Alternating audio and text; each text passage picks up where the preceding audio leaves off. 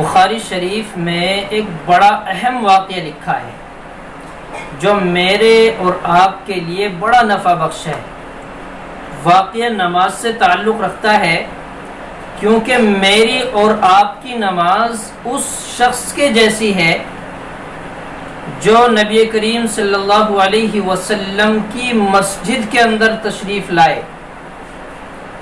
یہ واقعہ حضرت ابو ہریرہ رضی اللہ تعالیٰ نے بیان فرمایا ہے کہ نبی کریم صلی اللہ علیہ وسلم نے ایک شخص کو دیکھا کہ اس نے نماز جلدی ادا کی اور مسجد نبوی میں نبی کی مجلس میں بیٹھا۔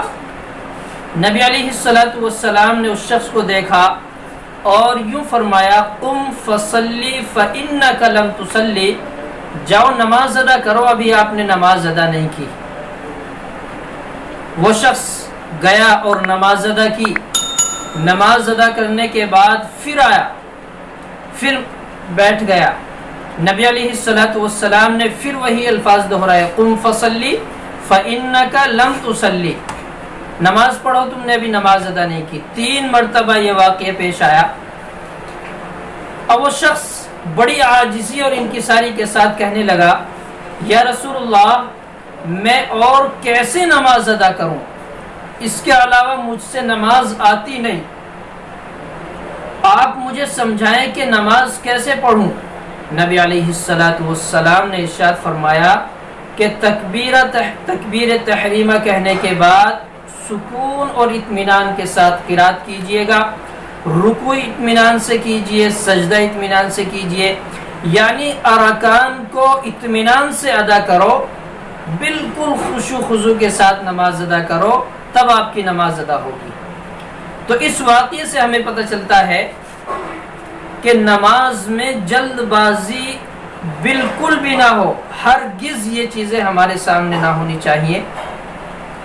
متفق علیہ فیصلہ یہ ہے کہ اگر کوئی شخص نماز میں عجلت کرتا ہے، جلدی نماز ادا کرتا ہے، تو اس کی نماز ہوتی نہیں۔ یہ مسئلہ بھی ہے کہ نماز جلدی ادا کرنے کی وجہ سے نماز کا لوٹانا واجب ہے، جیسا کہ اس واقعے سے ہمیں پتہ چلا نبی علیہ السلام نے اسے 3 مرتبہ نماز لوٹانے کا حکم دیا۔ دوسری بات یہ ہے کہ اگر کوئی شخص کسی بات کا حکم کرے تو اطمینان کے ساتھ اس کو سننا چاہیے، جیسا نبی علیہ السلام نے اس شخص کو سمجھایا، اس نے بڑے اطمینان سے وہ باتیں سنی اور پھر اسی طرح نماز ادا کی۔